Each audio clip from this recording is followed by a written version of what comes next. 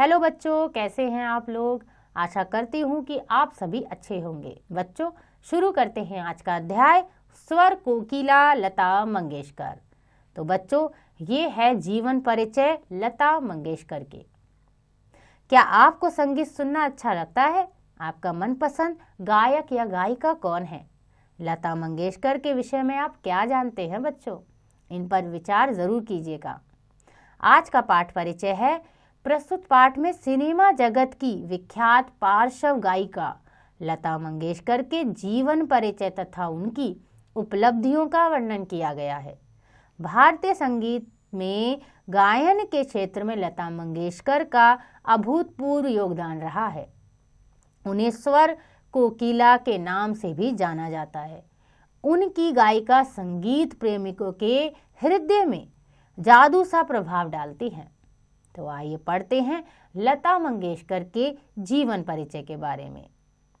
प्रख्यात पार्श्व गायिका लता मंगेशकर संगीत जगत की सबसे लोकप्रिय और सम्मानित गायिका है।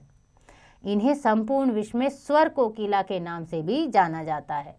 इनका जन्म मध्य प्रदेश इंदौर में 28 सितंबर 1929 को गौतमक मराठा परिवार में हुआ था। उनके पिता पंडित दीनानाथ मंगेशकर एक शास्त्रीय गायक और रंगमंच कलाकार थे।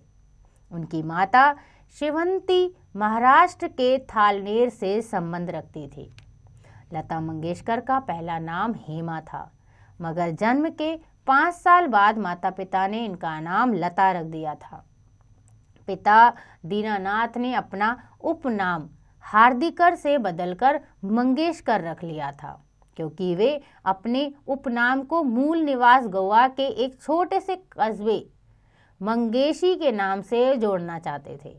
परिवार में लता के अलावा उनके भाई बहन मीना, आशा, उषा और हृदयनाथ थे। 5 साल की उम्र में लता मंगेशकर ने अपने पिता के द्वारा निर्देशित नाटक के लिए अभिनेत्री के रूप में कार्य करना आरंभ किया था। 5 वर्ष की उम्र से ही लता ने अपने पिता द्वारा निर्देशित मराठी नाटकों में एक प्रमुख पात्र के रूप में काम किया। लता मंगेशकर संगीत की दुनिया का अनोखा सितारा साबित होंगी। इसका आभास उनके पिता दीनानाथ को उनके बाल्यकाल में ही हो गया था। संगीत लता मंगेशकर की रग रग में समाया हुआ था। लता जब 13 वर्ष की थी तभी उनके पिताजी का देहांत हो गया था।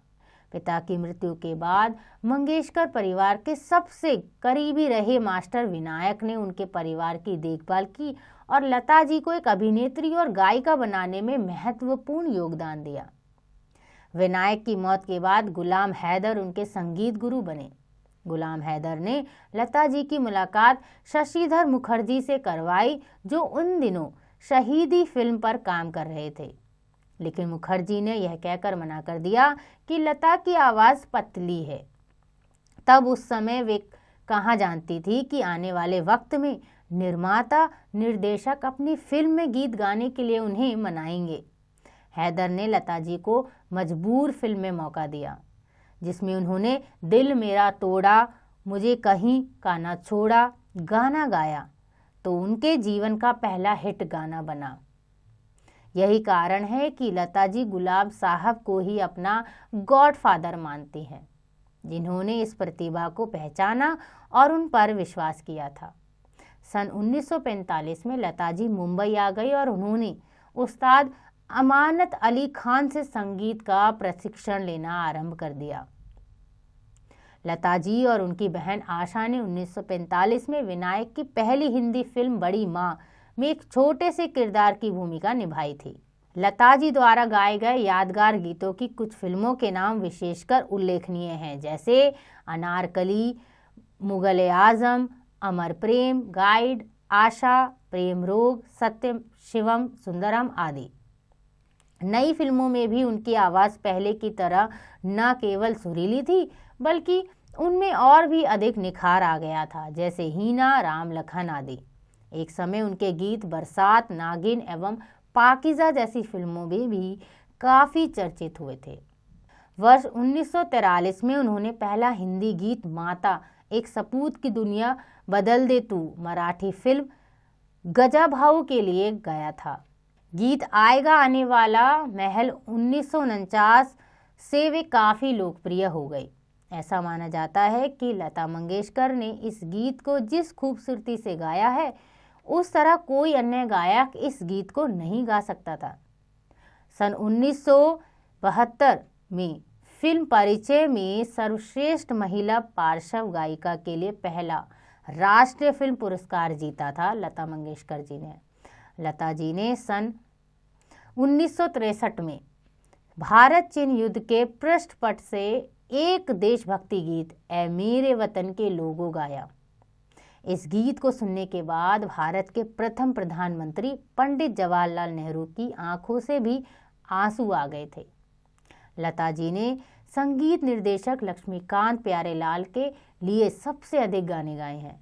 इसके अतिरिक्त उन्होंने कुछ प्रसिद्ध संगीत निर्देशकों जैसे R.D. बर्मन, सलील चौधरी, M.D. बर्मन, नौशाद, C.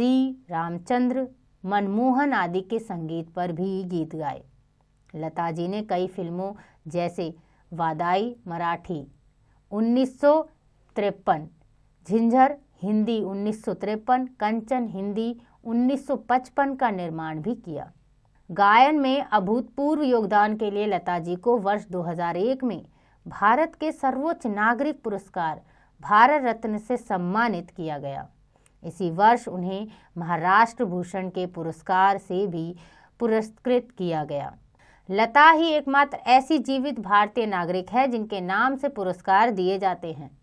लता जी को अपने सिनेमा जगत में पार्श्व गायिका के रूप में सर्वश्रेष्ठ सम्मान मिले। वे फिल्म जगत की ऐसी प्रथम महिला है जिन्हें भारत रत्न और दादा साहब फाल्के पुरस्कार प्राप्त हुए। उनके अलावा सत्यजीत रे को भी यह गौरव प्राप्त है।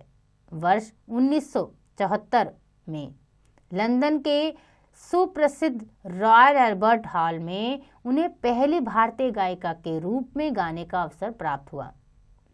सन 1974 में दुनिया में सबसे अधिक गीत गाने का Guinness book of world record उनके नाम पर दर्ज किया गया। लता जी के नाम भारतीय भाषाओं में सबसे अधिक गीत गाने का कीर्तिमान भी है।